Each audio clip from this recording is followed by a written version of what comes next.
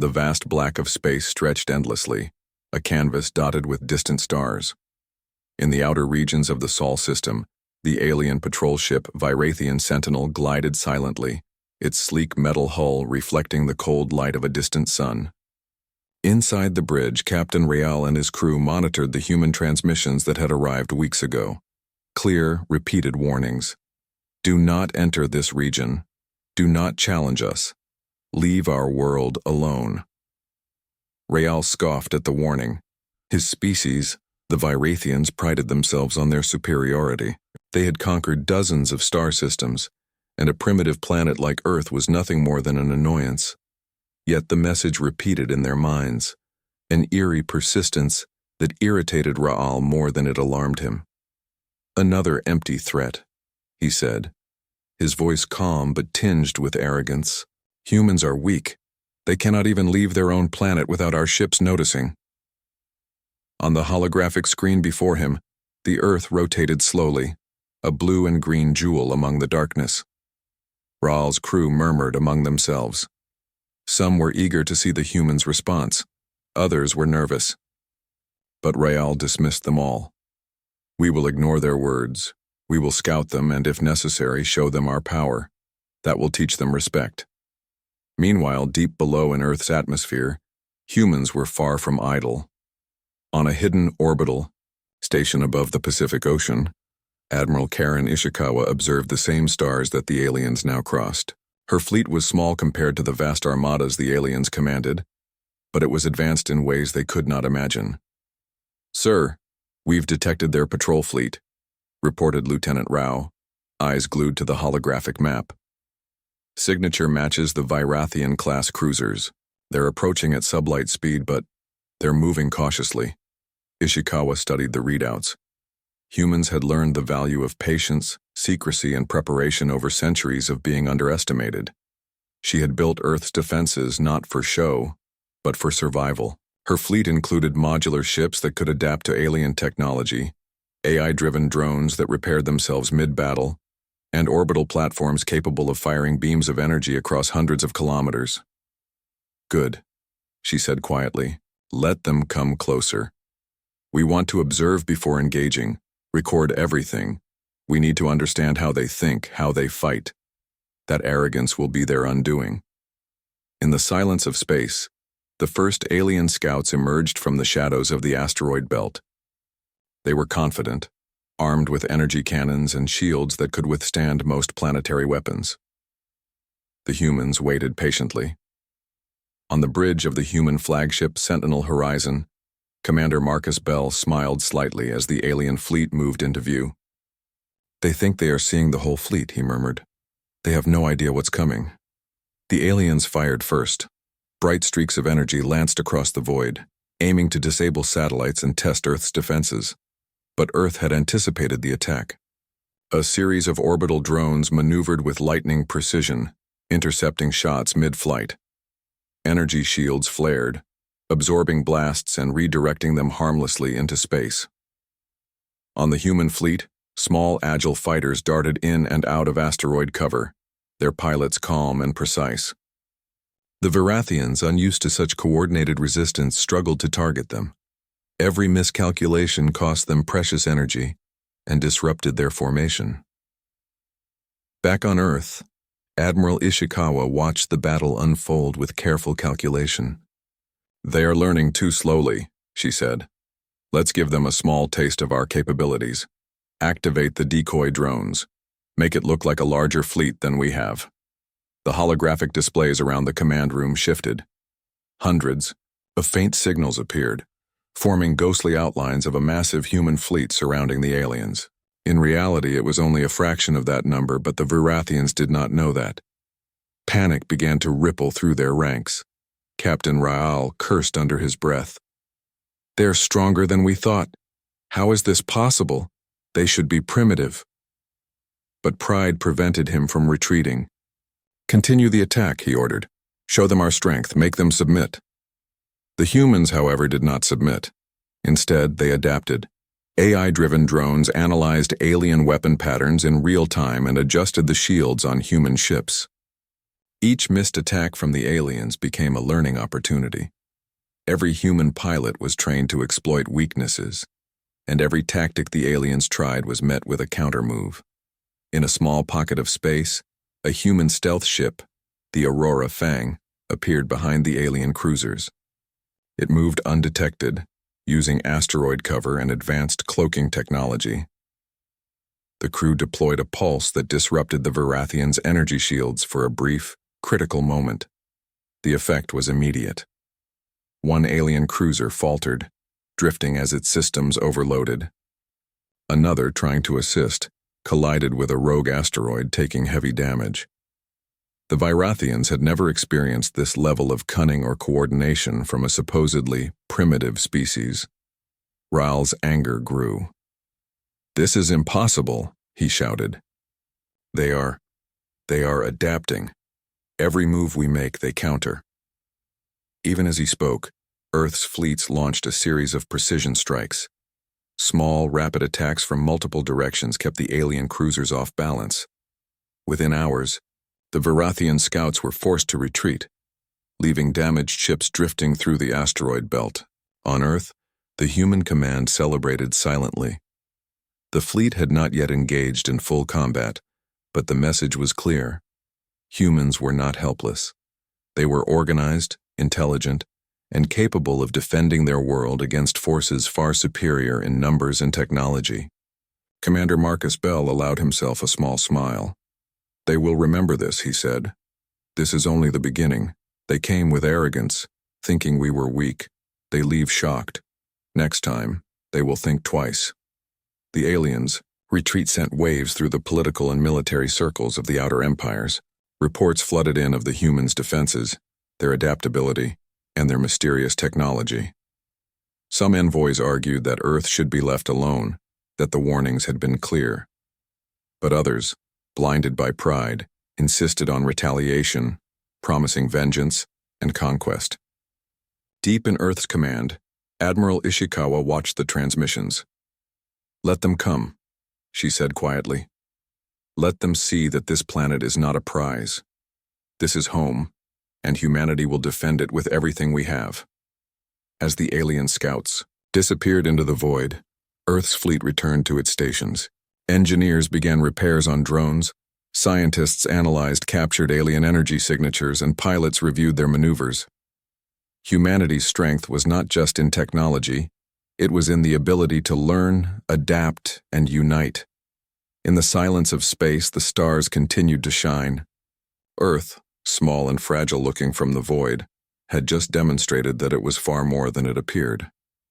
And somewhere deep in the shadows beyond Mars, alien commanders whispered warnings to each other. Do not underestimate them. They are far stronger than anyone expected. Yet arrogance, as always, had a stubborn grip. Many in the alien fleets ignored these warnings, confident that the next encounter would be different. They would soon learn, the hard way, that humanity did not fight like any other species they had encountered. The Sol system was quiet, too quiet if anyone were watching from afar. On Earth, humans worked tirelessly in their hidden facilities, preparing for the inevitable next encounter. Admiral Karen Ishikawa stood in the command room of the orbital station Haven Point, reviewing reports from scouts and spies. Their retreat was too orderly, she said to her staff. The Varathians are not defeated, they are regrouping. They will return with a larger force, and they will bring arrogance like always. Lieutenant Rao nodded. We've analyzed their tactics from the skirmish in the asteroid belt. Their fleet coordination is strong, but slow to adapt. They rely on brute force and intimidation. Exactly, Ishikawa replied. That's why humans survive and will continue to survive. We don't fight like them, we adapt. We think. Across the system, alien leaders in the Varathian High Command were not as calm. The smaller fleet that had been sent to scout and intimidate Earth had returned with devastating reports. Ships damaged, crews confused and humiliated by tactics that seemed simple, but were devastatingly effective. Captain Rael's superior, Commander Threx, slammed his clawed hand on the command console. Impossible, Threx roared. They should be weak, primitive. How did they destroy our ships without even full engagement? Admiral Ithra, the Varathian strategist, spoke calmly. Captain Rael underestimated them. He dismissed their warnings. The humans are intelligent, too intelligent for their size. But it is only a scouting force. Their real power has not yet revealed itself. Then we send more, Threx demanded. We will overwhelm them.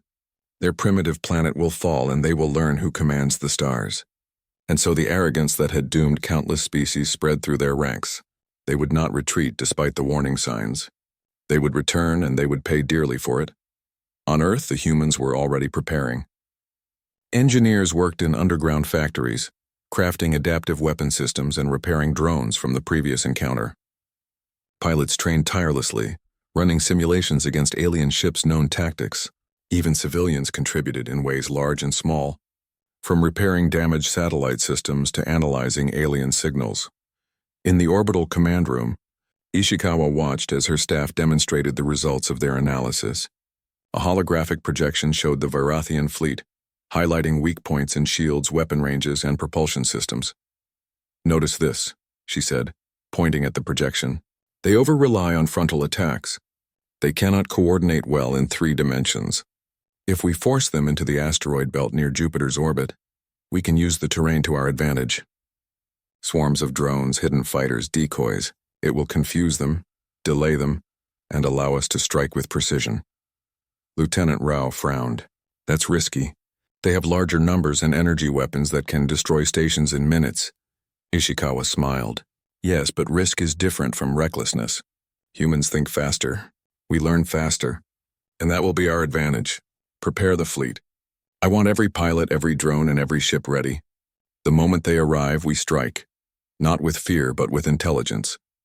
Meanwhile, in the deep reaches of space, the Varathians gathered their second armada. It was vast, hundreds of ships larger than the first fleet, bristling with energy weapons and heavily armored cruisers. Pride flowed through the ranks, a dangerous fuel that clouded judgment. Captain Rao stood on the bridge of the flagship Oblivion's Fang, surveying the ships lined behind him. We have learned from our mistakes, he said confidently. This time humans will not survive. They cannot outthink our power. Their planet will fall, their cities will burn, they will kneel, or die. But even as he spoke, minor doubts stirred among some crew members. The memory of the first skirmish lingered. A ship, small and seemingly fragile, had turned the tide using tactics that the Varathians did not anticipate. Some whispered quietly, suggesting caution, but Threx's voice thundered over all doubts. Caution is for the weak. Strike hard, strike fast. Show them the might of the Varathian Empire. And with that, the Armada jumped to sublight speed, heading toward Earth with the arrogance of a species that had never known defeat.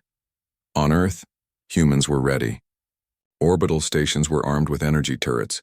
Defensive shields hummed with power, and fleets of agile ships hovered silently among the asteroids, awaiting the alien arrival. Engineers and pilots alike worked in sync, refining strategies and running last-minute simulations. Commander Marcus Bell oversaw the preparations from the bridge of the Sentinel horizon. They are coming, he said calmly, scanning the displays. Our scouts have spotted signature spikes. Sublight approach about 12 hours out. It's exactly what we expected. Admiral Ishikawa nodded. Then let's make sure they remember why humans survive. Activate the orbital defenses and prepare the decoys. Every move we make must force them to overextend, to make mistakes. Humans, unlike the aliens, understood the value of patience. They were willing to let arrogance guide the enemy into traps. They did not need to fight with raw power. They could fight with intelligence, with speed, and with coordination. When the Varathian Armada entered the outer edges of the Sol system, they were confident. Their energy weapons blazed a path through the darkness, illuminating the black void with deadly light. Yet even as they advanced, they fell into the first of many traps. Hidden drones swarmed from the shadows of the asteroid belt, small and nearly invisible. They deployed energy pulses that disrupted alien shields and communications, forcing some cruisers to slow or veer off course. The aliens responded with brute force, firing on the drones, only to find themselves wasting precious energy on targets too small to matter. Human fighters, using advanced stealth technology, appeared where the aliens least expected. Agile and adaptive, they struck at weak points in alien formations, then disappeared into asteroid cover. Every human move was calculated, every action designed to exploit a single trait: alien arrogance. Captain Ryle was frustrated beyond reason. They are everywhere! How can such primitive beings move so fast, strike so precisely, and vanish before we can respond? Admiral Ithra frowned at the reports. They are not primitive. They are clever. They anticipate, adapt, and act together. But we have numbers. We can crush them if we maintain formation.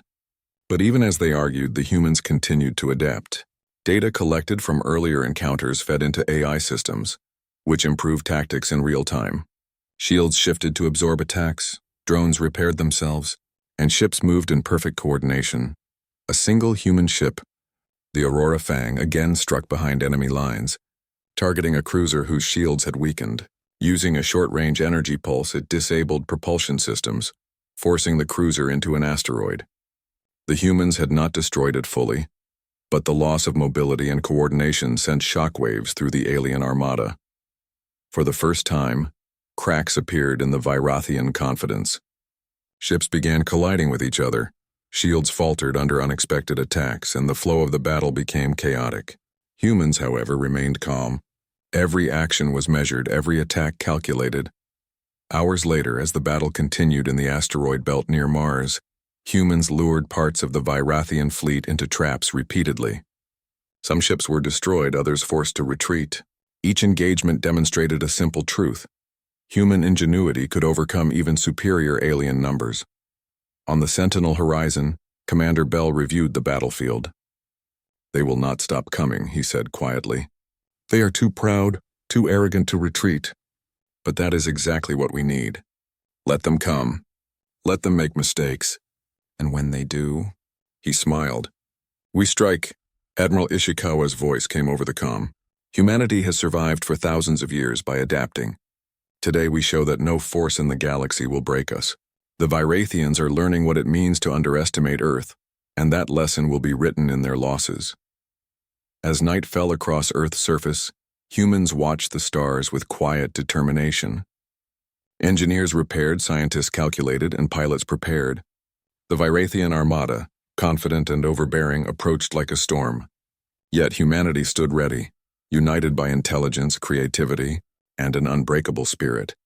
And far beyond the solar system, in the shadows of the alien homeworlds, whispers of frustration and disbelief began to spread. These humans, they are stronger than we ever imagined. They are not weak, they are cunning.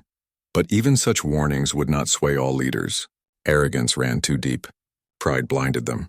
The Virathians would continue to strike, confident they would dominate. And Earth, with its small fleet and brilliant minds, waited for the next move, ready to defend, ready to adapt, and ready to prove that humanity could stand against the mightiest empires of the stars. The silence of space was broken by a sudden pulse of light. Alien energy cannons flared, streaking across the void toward the hidden human fleet. The Virathians had come with arrogance, believing they could crush Earth's defenses with sheer numbers. But the humans had a plan, a strike designed not to match their power but to exploit their mistakes. On the bridge of the Sentinel horizon, Commander Marcus Bell watched the alien formations carefully. All units in position, he said, eyes scanning the holographic map. Remember, we don't need to destroy them all. We just need to force mistakes. Confusion is our weapon. Admiral Ishikawa stood beside him, her calm demeanor hiding the tension she felt. They underestimate us, she said. That is their greatest weakness. Every move they make will be guided by pride. Every miscalculation, we exploit. The humans had prepared traps throughout the asteroid belt near Jupiter's orbit. Cloaked drones were hidden behind massive rocks. Energy nets hung in the paths of alien cruisers, and decoy signals made it appear as though the human fleet was far larger than it really was. The Virathian flagship, Oblivion's Fang, led the advance, confident and aggressive. Its shields glowed a fierce blue, reflecting the light of nearby stars. Captain Ryle, standing on the bridge, barked orders with sharp precision. Maintain formation. Target any vessel that dares to fire. These humans will fall before us. He did not see the human ambush waiting just beyond the asteroid field. The first attack came without warning. Small pulses of energy struck the rear of the alien formation, hitting weak spots in their shields. Confused, several cruisers veered off course, colliding with smaller vessels or asteroid fragments. Human drones operating in swarms exploited these gaps. forcing the Virathians into chaotic movement. Lieutenant Rao, aboard the Aurora Fang, piloted a stealth strike ship through a narrow passage between asteroids. The ship's cloaking device shimmered with barely visible distortion, keeping it invisible to alien sensors. "Target the lead cruiser's engines." Belle's voice crackled in her earpiece. "We only need to slow them down." With a precise pulse, the engines of a Virathian cruiser sputtered and died.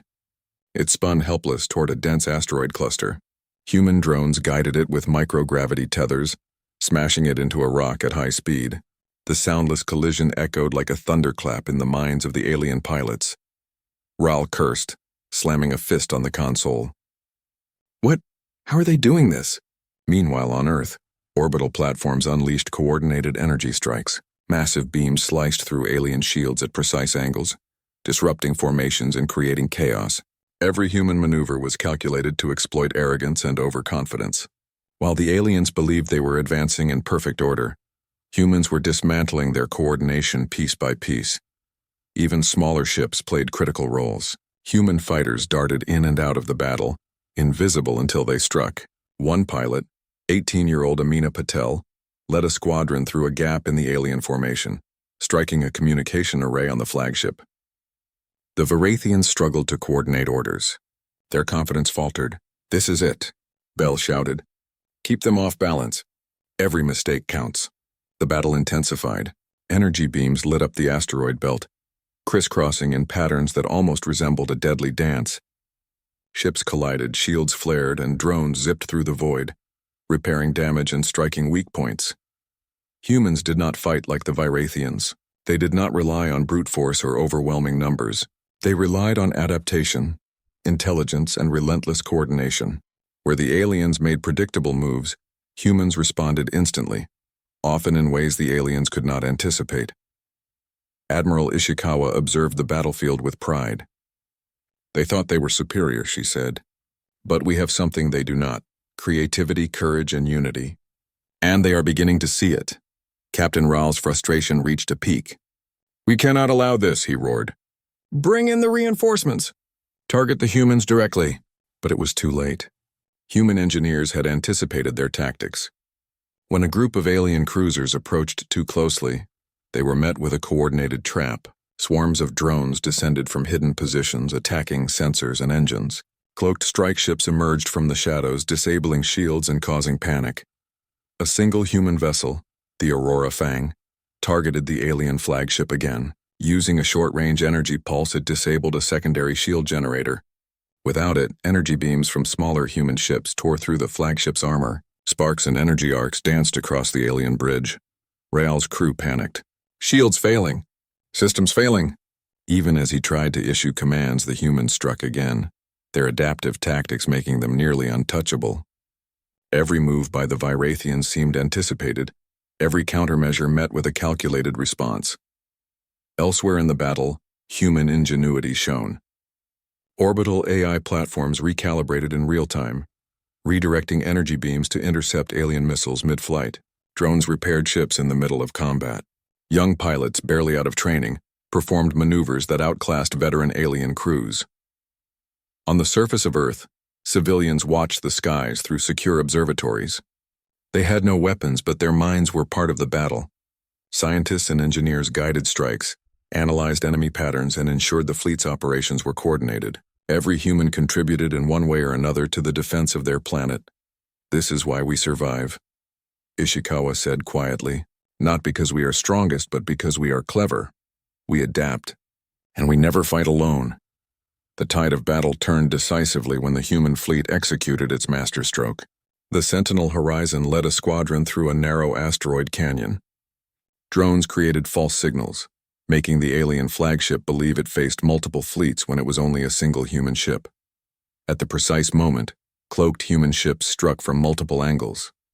Shields faltered, engines overloaded, and energy cannons misfired. The flagship spun helplessly, unable to recover from the coordinated assault. A massive energy pulse from the orbital platform struck its hull, tearing through armor and sending debris spinning into the void. Captain Rahl watched in horror as his flagship faltered. "No, this cannot be." The aliens' morale crumbled. Ships turned to retreat. some lost in collisions or destroyed by human precision strikes. The arrogance that had brought them to Earth now became their weakness. Pride blinded them to reality, and humans exploited every mistake. On the Sentinel horizon, Bell allowed himself a small smile. "They underestimated us," he said, "and they paid the price." Admiral Ishikawa addressed the fleet over comms. "This is a victory for humanity, but not the end. We have shown them that we are clever, united, and capable. Let this be a warning. Arrogance will always be punished when facing Earth." By the end of the engagement, the asteroid belt was littered with the remains of alien ships. Some drifted silently, others burned in the void. Humans had not destroyed the entire Armada. They did not need to. But the damage inflicted was enough to send a clear message. Earth was defended, and humanity could fight with intelligence, courage, and unity. Captain Ryal, aboard the few remaining cruisers, retreated. His pride was shattered, his armada in pieces. Yet he could not deny the truth. Humans were not weak. They were not primitive. And the memory of this day would haunt the Virathian Empire for years to come. On Earth, celebrations were quiet but heartfelt. Engineers, pilots, scientists, and civilians shared smiles, knowing that their planet had survived a first true test. Humanity had fought not with the greatest firepower, but with the greatest weapon of all, intelligence, courage, and the unyielding will to survive. Admiral Ishikawa looked out at the stars, her mind already planning for the inevitable next encounter. "They will return," she said. "But next time they will remember. We are ready, and we will never be unprepared. Humanity survives and humanity thrives because we think, we adapt, and we fight together."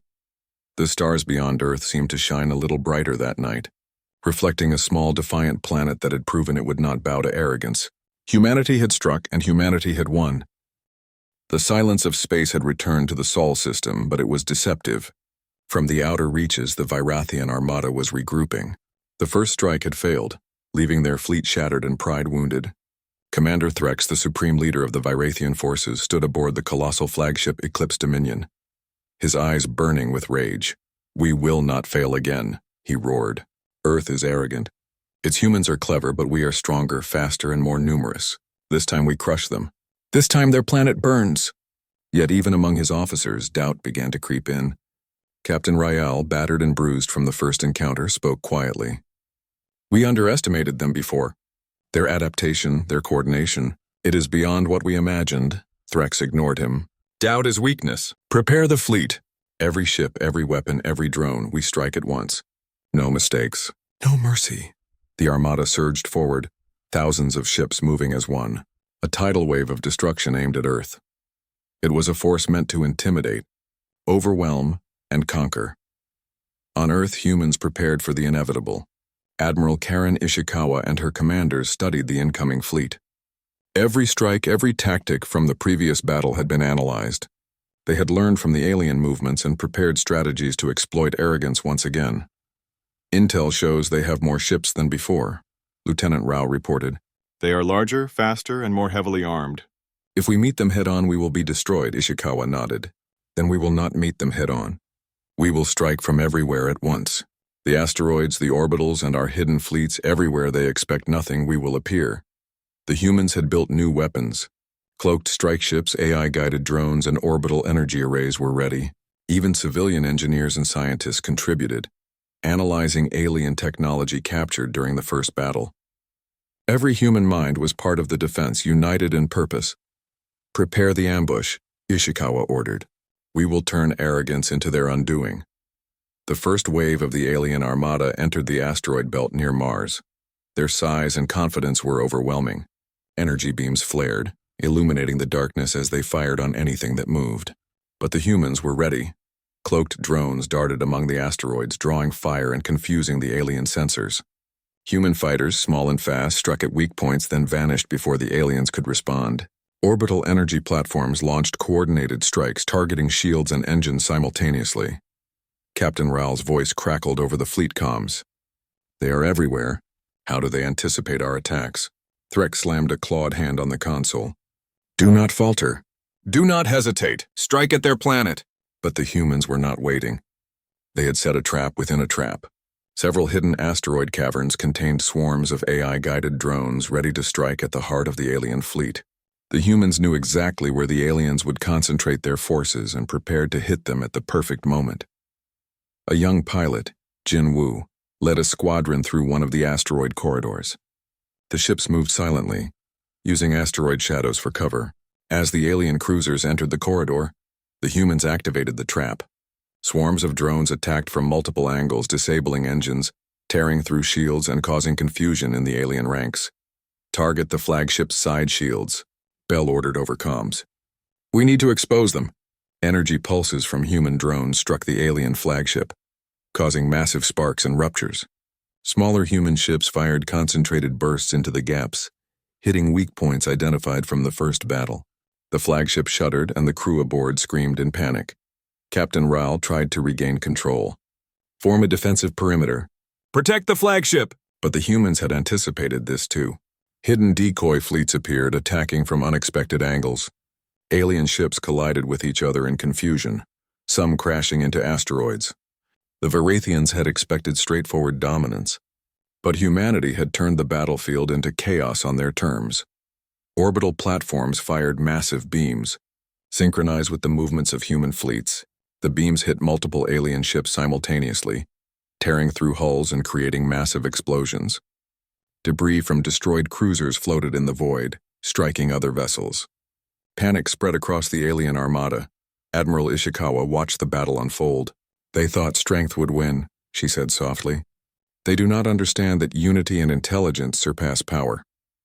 A critical moment arrived when the alien flagship attempted a direct assault on Earth's orbitals.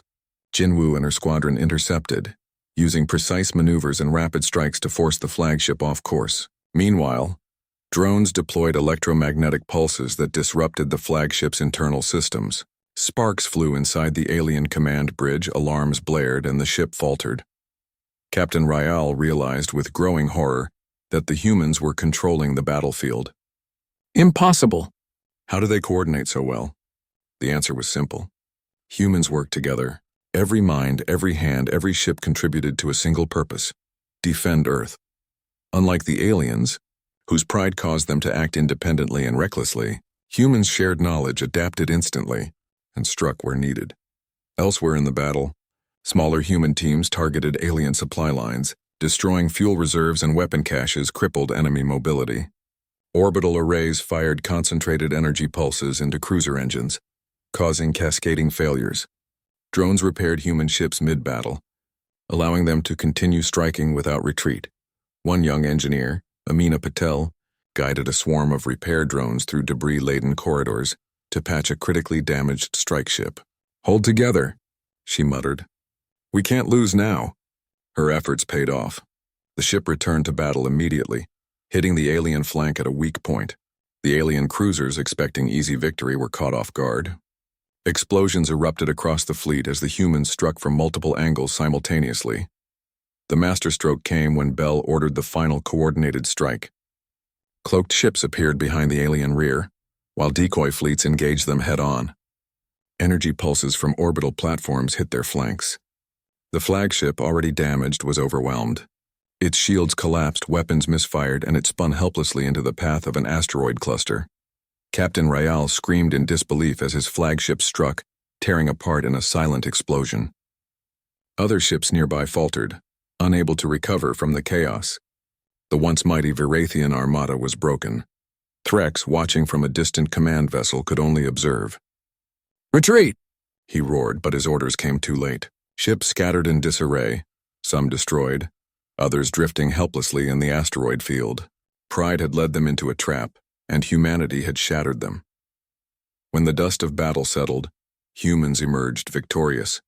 The asteroid belt was littered with alien wreckage, and the few surviving ships fled in retreat, carrying with them a message of warning. Earth had not only defended itself, it had humiliated a powerful alien empire with intelligence, strategy, and unity. On the Sentinel horizon, Commander Bell allowed himself a deep breath. "They won't forget this," he said. Admiral Ishikawa smiled. "Nor will they underestimate us again.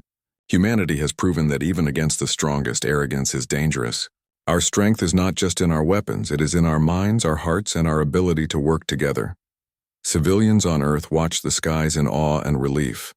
Engineers, pilots, scientists, and soldiers shared a quiet moment of victory. They had defended their world without surrendering, without arrogance, and without cruelty. Humanity had fought and humanity had won. From the remnants of the Virathian fleet, reports would be sent across the galaxy. Word of Earth's ingenuity and resilience would spread, leaving alien empires cautious, hesitant, and respectful. Humanity's reputation had grown, not through conquest, but through intelligence, courage, and unity. The Sol system was quiet once more. Wreckage from the shattered Virathian Armada floated silently among the asteroids, a grim reminder of the arrogance that had brought them here. From Earth's orbit, humans surveyed the field with pride, but they knew this victory was only part of a larger war. The galaxy beyond the stars was vast, full of species that might underestimate humanity as the Virathians had. Admiral Karen Ishikawa stood on the bridge of the Haven Point orbital station, her eyes scanning the monitors showing the remnants of the alien fleet. Commander Marcus Bell joined her, his expression calm yet thoughtful. "They'll remember us," Bell said quietly. "This was more than just defense, it was a lesson." Ishikawa nodded. "Yes, but we cannot rely on hope. The galaxy is vast and others will come. They will test us. Our duty is to make sure that when they do, they understand exactly what Earth means to humanity." Even as the last alien ships retreated into the void, humans moved quickly. Engineers and pilots worked to repair damaged ships and orbital stations. AI systems analyzed alien technology captured during the battle, identifying weaknesses and strategies that could be used in the future. Scientists monitored alien communications, learning patterns that might hint at other hostile species. Young pilots, still wide-eyed from their first major engagement, trained alongside seasoned veterans. Every human hand, every human mind contributed to the defense and preparation of their world. The victory over the Virathians had not only proven humanity's strength, but also reinforced their resolve to never be caught unprepared. In the far reaches of the galaxy, the surviving Virathian commanders returned to their leaders. Captain Rayal, humbled and shaken, reported on the losses. "The humans, they are stronger than we imagined. They adapt, they plan. They are not primitive. Our fleet, it was shattered." Commander Threx's claws drummed angrily against the command console. "Impossible. No species can withstand the might of the Virathian Empire." Rahl shook his head. "They are not just strong, they are clever. They use the terrain, the asteroids, and their own limitations to create traps. They coordinated in ways we could not predict. Our arrogance, it destroyed us." Threx's eyes narrowed. "Then we must strike harder next time. They will not escape the full wrath of the Virathians." But even as he spoke, the seeds of caution had been planted. The galaxy had learned that Earth was not a world to be trifled with. Word of humanity's resilience spread to distant star systems, carried by explorers, merchants, and intelligence networks. The name of Earth became synonymous with cleverness, unity, and a will that refused to bow. Back on Earth, Admiral Ishikawa convened a council. Leaders from all branches of human defense, science, and exploration gathered. Maps of the galaxy projected above the table, dotted with known civilizations, trade routes, and potential threats. "We have survived our first real test," Ishikawa said, her voice calm but firm. "But this is only the beginning. The Virathians are humbled but not defeated. Other species will watch, and some may be tempted to challenge us." Commander Bell added, "We must ensure that Earth is ready for anything. Our fleets, our defenses, our technology, they must be prepared for every possible scenario. And we must send a clear message to the galaxy. Humanity is not weak, and arrogance against us has consequences." The council nodded in agreement. Plans were made to expand orbital defense systems, improve AI coordination, and deploy scout fleets beyond the solar system. Earth would not remain hidden, it would be known, respected, and, if necessary, feared. Meanwhile, on the human fleet, young pilots like Amina Patel and Jin Woo celebrated quietly, knowing they had played a part in history. Their courage and skill had helped to turn the tide of battle, proving that age, size, or experience did not limit humanity's potential. Engineers worked tirelessly, repairing ships mid-battle, adjusting drones, and analyzing enemy tactics. Every contribution mattered. Every human had a role in survival. Bell watched the preparations with quiet pride. "They said we were weak. They said we were primitive. They were wrong." Ishikawa smiled. and they will never forget it. Humanity survives because we think, we adapt, and we act together. That is our true strength. To ensure the galaxy understood, humanity sent a message. Using quantum communication technology, a single transmission broadcast across hundreds of light years. This is Earth. We are united. We are strong. We defend our world and our people. Those who approach with arrogance will face consequences. Respect us or face defeat. Humanity survives and humanity thrives. The message was simple, clear, and powerful. It carried not just a warning but a declaration. Humanity was no longer a quiet planet in a quiet corner of the galaxy. It was a force to be reckoned with. In the aftermath, Earth's people rebuilt and recovered. Cities repaired damage from orbital impacts. Research stations analyzed alien wreckage, and fleets prepared for potential future threats. But humanity's spirit remained unbroken. Stories of heroism spread across the planet. Pilots who had outmaneuvered alien ships, engineers who had repaired critical systems mid-battle, and scientists who had decoded alien technology. Even in ordinary places, schools, factories, and observatories, humans felt the pride of survival. They had defended their home, not through superior numbers or raw power, but through intelligence, creativity, and unity. The Virathians, now a humbled empire, sent observers to learn from their defeat. Reports spoke of human ingenuity, courage, and strategy. They learned a simple but important lesson. Underestimating Earth was dangerous. Underestimating humanity was fatal. Across the galaxy, other species began to reconsider the humans of Earth. They were no longer an unknown, primitive species. They were clever, adaptive, and united, a civilization that would not bow to arrogance, nor surrender to might. In the quiet aftermath, Admiral Ishikawa walked across the observation deck of Haven Point. Below, the blue planet of Earth rotated slowly, a fragile jewel in the vast darkness. She thought of the pilots, engineers, and civilians who had contributed to the defense. Every mind, every hand, every decision had mattered. "This planet belongs to us," she whispered, "and we will defend it. No one will ever take it lightly again." Commander Bell joined her, looking at the stars beyond. "The galaxy is watching now," he said. "Some will come with curiosity, others with hostility. But we are ready. We have learned that survival is not about fear. It's about intelligence, courage, and unity." Ishikawa nodded. "Exactly.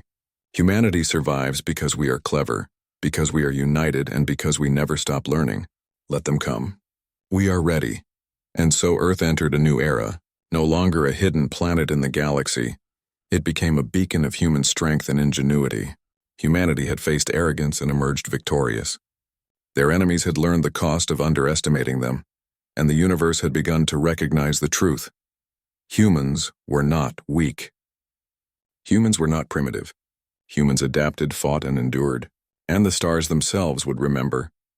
As the sun rose over Earth, illuminating oceans, mountains, and cities, humans stood together, ready for what might come, proud of what they had survived and determined to thrive. The galaxy was vast, full of wonders and dangers, but one truth remained clear. Humanity had proven its place among the stars. The warning had been delivered. The lesson had been learned. And Earth, strong and united, would never be taken lightly again.